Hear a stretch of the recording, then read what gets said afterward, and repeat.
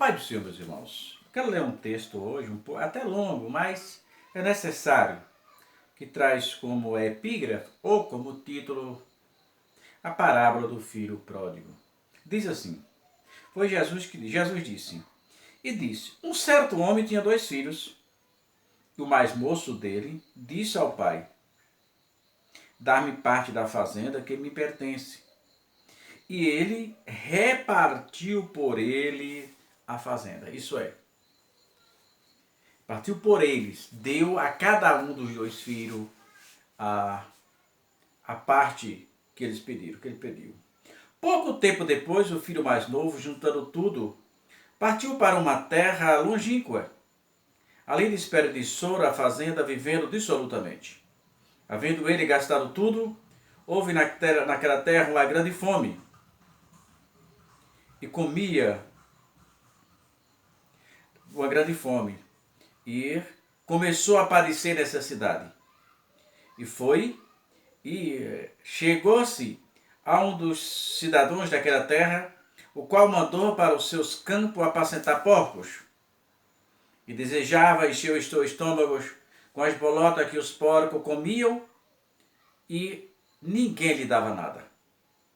Caindo em si, disse: quantos trabalhadores de meu pai têm abundância de pão, e eu aqui pereço de fome. Levantar-me-ei e irei ter com meu pai. E dir-lhe-ei: pai, pequei contra os céus e perante ti.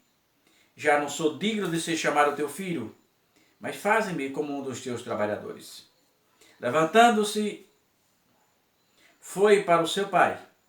E quando ainda estava longe, viu o seu pai. E se moveu de íntima compaixão. Correndo, lançou-se-lhe ao pescoço e o beijou. E o filho lhe disse: pai, pequei contra os céus e perante ti, já não sou digno de ser chamado teu filho. Mas o pai disse aos seus servos: trazei depressa a melhor roupa, vesti-lhe e pondo um anel na sua mão e sandália nos pés. Trazei um bezerro cevado, matamos e comamos. Alegremo-nos, porque esse meu filho estava morto, reviveu. Tinha-se perdido e foi achado, e comeram e se alegraram. Essa história, irmão, é uma história muito interessante, que traz uma simbologia muito grande para conosco.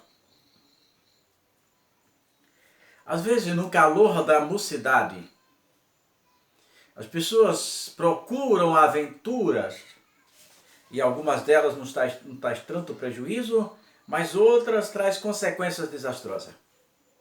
Certo é que, por direito, esse jovem nenhum era herdeiro, porque não existe herdeiro quando os cônjuges estão vivos.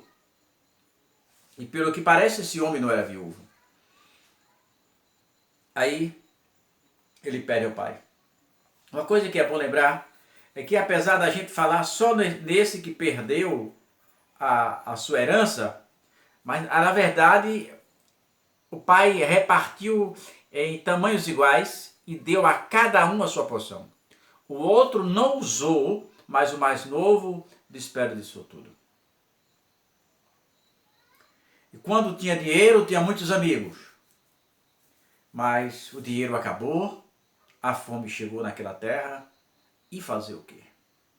A Bíblia diz que ele começou a padecer necessidade e desejava comer daquelas bolotas, daquela comida do porco, mas nem isso ele podia, e ninguém lhe dava nada.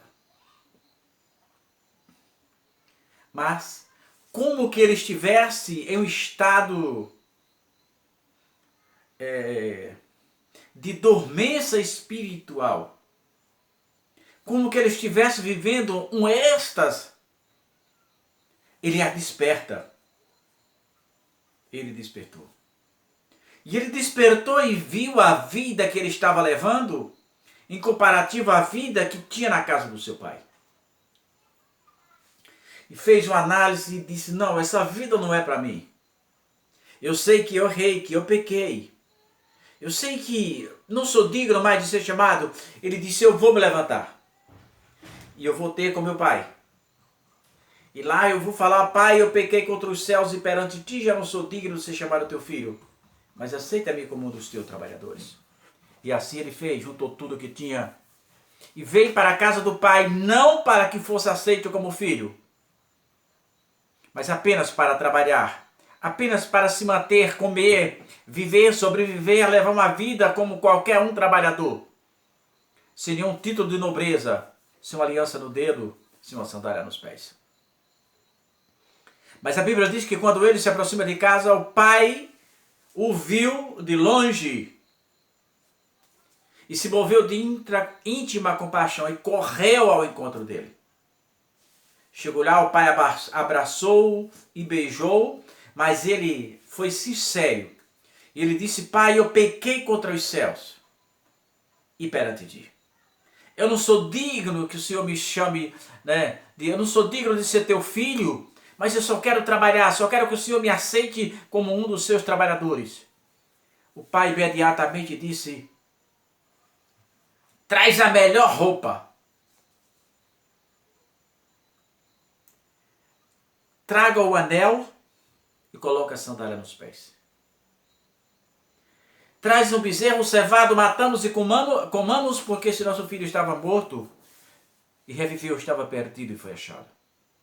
O anel era o símbolo da herança que o pai estava recebendo aquele filho de volta. E assim é muitas vezes na vida espiritual. Deus deu tudo às pessoas, deu dons maravilhosos. Uns cantam, outros tocam, outros falam muito bem, outros pregam muito bem. E de repente as pessoas pegam tudo aquela bagagem que Deus deu a ele e vai para o mundo. E lá para o mundo já não tem mais nenhum valor. Alguns deles ainda têm tempo e volta para o Pai. E o Pai continua de braços abertos, que nesse caso é Jesus Cristo de Nazaré, dizendo: filho, dos teus pecados não me lembro mais. Mas outros já não têm a mesma chance. É muito parecido com a história que eu vi de um certo filho que fez a mesma coisa, destruiu tudo que o pai tinha e foi embora para uma terra muito longe. E depois de muitos anos ele tentou voltar, mas tinha vergonha, porque pelo que ele havia feito com seus pais. Tinha uma linha férrea perto da sua casa. Tinha um pé de árvore próximo à casa. E ele escreveu uma carta para o pai dizendo: pai, eu sei o que eu fiz, mas eu quero voltar para casa. Mas eu só quero voltar se o Senhor realmente me perdoou.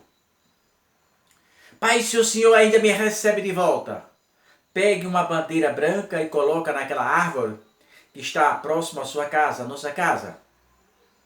E eu vou passar no trem. Se a bandeira branca estiver naquela árvore, eu sei que o Senhor me aceita de volta.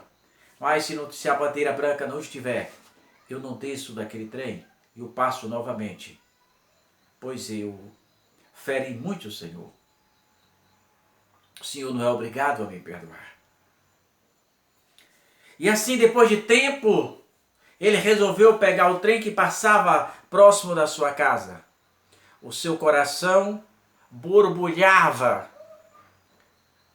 O seu psíquico lá em cima. Lá em cima. Será que meu pai colocou a bandeira? Essa era a pergunta dele. Isso era o que queimava e machucava o seu coração. Para a surpresa dele, quando ele se aproximou daquela casa, o pai não havia colocado uma bandeira branca naquela árvore. O pai havia coberto aquela árvore toda com a bandeira branca, com um pano branco. E é assim que acontece quando um daqueles que já participaram do corpo de Cristo, já caminharam com Jesus, já cantou, já pregou e foi lá para o mundo, e tem vergonha de retornar para a casa de Papai do Céu. Mas não tenha vergonha, Jesus está de braços abertos. Jesus está nos abertos, pronto para dizer: meu filho, dos teus pecados, eu não me lembro mais. Não importa o que você tenha feito, Jesus continua te amando do mesmo jeito. Ele nunca desistiu de você. Jesus continua acreditando em você. Pense nisso. Não desista. Volte enquanto tem fôlego de vida. Volte enquanto há esperança. Não importa o que as pessoas acham de você. Importa que Jesus continua te amando. Pense nisso.